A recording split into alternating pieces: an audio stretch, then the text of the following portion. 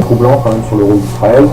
Deuxième élément, c'est qu'on a aussi, alors ça c'est le coup des Israéliens dansants, Dancing Israelis ou Jumping Israelis, ce sont tout simplement trois Israéliens, trois personnes qui ont été vues au moment juste après l'impact du premier avion sur la première tour jumelle, debout sur leur van, avec des appareils photo et en se félicitant de manière ostentatoire, comme s'ils étaient ravis de voir ça. Pour eux, c'était super beau à voir. Et la chose tout à fait étonnante, là aussi, c'est qu'il y a l'épisode, qui a été repris dans toute la presse israélienne, juste au moment où les tours s'effondrent. Et ça, c'est quand même très tout à fait étonnant.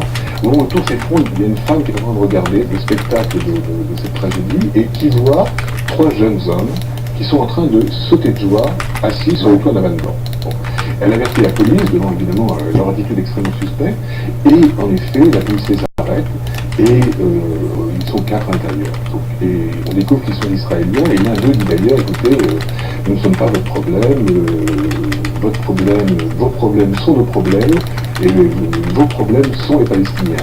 La CIA et les services de contre-espionnage les interrogent, on les met en prison, etc. Et on s'aperçoit que ce sont des agents du Mossad travaillant sous couverture pour une société qui s'appelle Urban Moving et qui s'était chargée de surveiller les islamistes radicaux. Et quand ils reviendront en Israël, la presse israélienne sera la première à s'indigner de leur comportement en disant qu'ils sont absolument choquants, car on retrouvera dans le van des photos d'eux, l'une d'elles notamment, où on voit, comme dans un concert d'ailleurs de rock ou de pop, l'un d'eux avec les tours en train de s'effondrer au fond, en train d'allumer un briquet. Ouais, voilà. Et ils étaient là, selon certains témoins, 5 minutes après, mais d'autres témoins disent qu'ils étaient déjà là avant même l'impact de l'avion. Donc, et qui sont-ils? Eh bien, grâce à différents appels téléphoniques, ils ont été interceptés.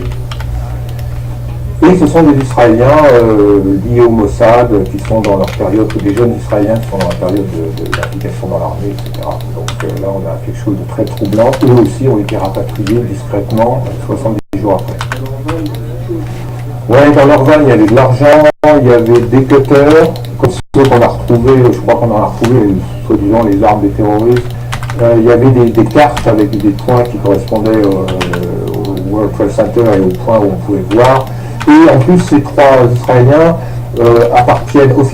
travaillent officiellement pour une compagnie de déménagement qui s'appelle Urban Moving System, qui a été assez facilement identifiée comme une couverture du Mossad. Donc en gros, là, on a vraiment des gens qui visiblement étaient au courant, savaient ce qui allait se passer et étaient contents.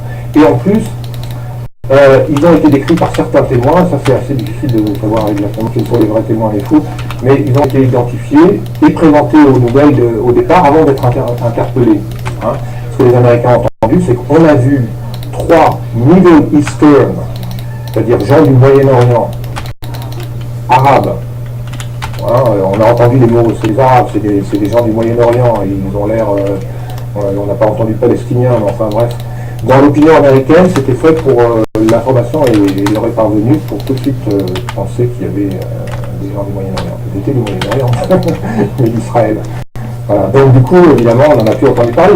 Et on peut supposer que s'il n'avait pas été intercepté, la nouvelle aurait continué à circuler les Dancing Arabs. Ça serait devenu la grosse nouvelle, la rumeur des Dancing Arabs. Mais comme ce sont des Dancing Israelis, les gens sont au courant. Voilà. Donc ça, c'est un des éléments qui demande aussi pourquoi ont-ils été libérés par Mikhail Chertoff, etc. Et troisième élément qui incrimine Israël, c'est quand on regarde les grands acteurs, on va se concentrer on va juste parler peut-être de Larry Silverstein, qui est le propriétaire, qui a en leasing, il n'est pas exactement propriétaire, qui a obtenu peu avant, je crois 6 mois avant, le 11 septembre, les tours jumelles en leasing, c'est-à-dire une forme de contrat qui n'est pas officiellement propriétaire, mais comme si. Grâce à l'intervention d'autres personnages qui sont tout aussi douteux, quand on regarde qui est Larry Silverstein, il faut regarder dans mon chapitre Sayani, il est rattaché d'une manière multiple à Israël. Il est membre dirigeant de la United Jewish Appeal Federation of Jewish Philanthropies of New York, qui est le plus grand leveur de fonds américain pour Israël. Il est ami intime de de Ariel Sharon et de Benjamin Netanyahu. Donc c'est un personnage qui fait partie de ce qu'on pourrait classifier de super Sayanim. Hein. Super Sayam, c'est-à-dire un collaborateur d'Israël, un grand patriote israélien qui contribue tout son possible pour Israël. Et tous les gens qui sont autour du World Trade Center sont des grands patriotes israéliens de ce point de vue-là. Hein. Et d'ailleurs, ils ne s'en cachent pas vraiment. Hein. Le même point, c'est des choses indiscutables. Qu'après, il y a d'autres points qui ne sont peut-être pas encore tout à fait clairs, mais il y a 3 points très clairs. L'activité de ces espions israéliens étroitement liés aux pseudo-islamistes, aux pseudo-terroristes islamistes, qui sont leurs voisins dans la ville d'Hollywood de Floride, qui sont des spécialistes en explosifs, etc., et puis qui ont été rapatriés discrètement. Il y a les Israéliens d'ensemble qui font partie un peu du même réseau, mais qui sont rattachés très clairement au Mossad par la couverture de transport et déménagement. Et puis, il y a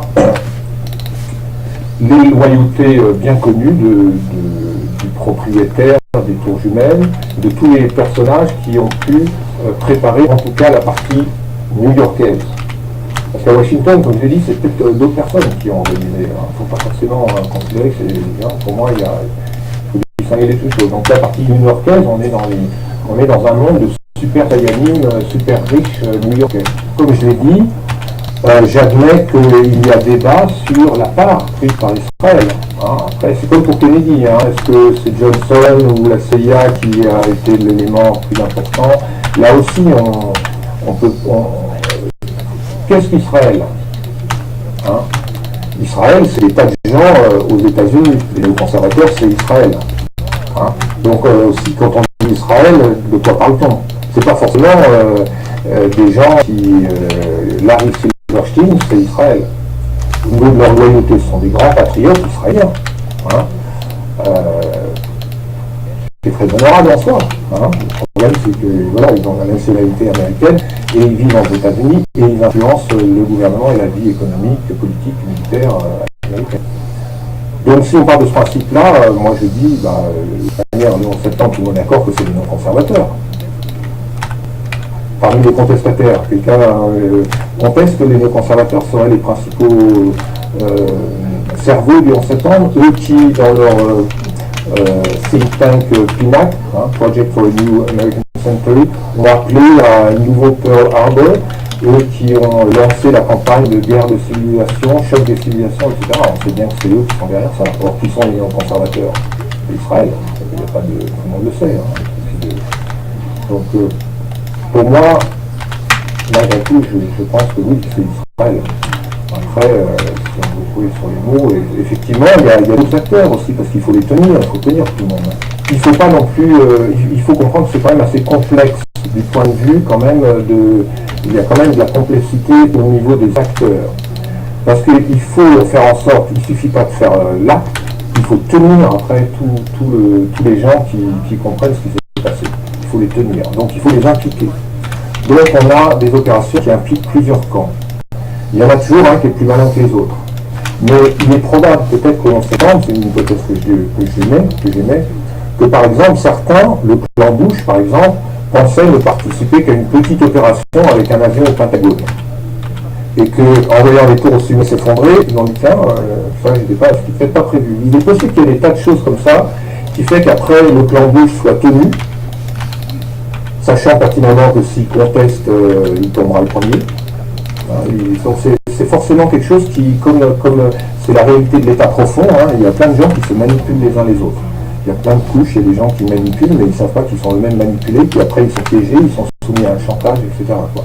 Il est possible qu'aussi chez les Ben Laden, enfin, un exemple qui illustre assez bien, je pense, hein, c'est le fait bien connu que le jour même du 11 septembre, George Bush Senior, à la retraite, participait à une réunion, ou même organisait peut-être cette réunion du groupe Carlyle, qui est un peu le groupe financier des Bush, hein, et puis avec plein de Rockefeller et d'autres personnages dedans, et avec la famille Ben Laden. Beaucoup de Ben Laden ont été introduits dans le groupe Carlyle.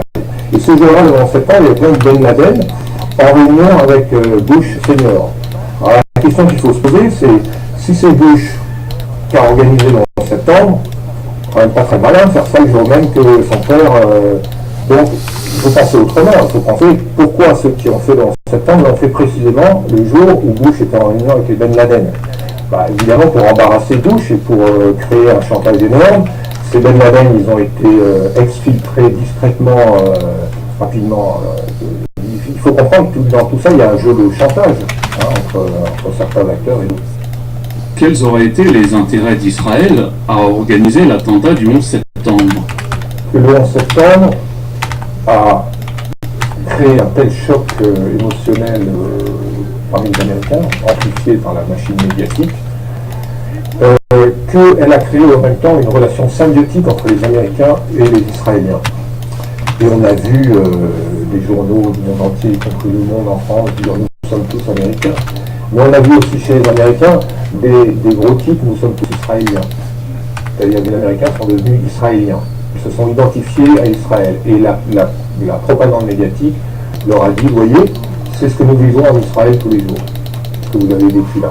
Donc il y a eu un processus de guerre psychologique extrêmement puissant qui a permis de mobiliser les Américains dans la sympathie vis-à-vis d'Israël et du coup de faire passer aux yeux des Américains la guerre d'Israël contre la Palestine, les annexions des territoires et leur stratégie de déstabilisation du Moyen-Orient, de faire passer tout ça aux yeux des Américains comme une guerre contre le terrorisme, une guerre mondiale contre le terrorisme.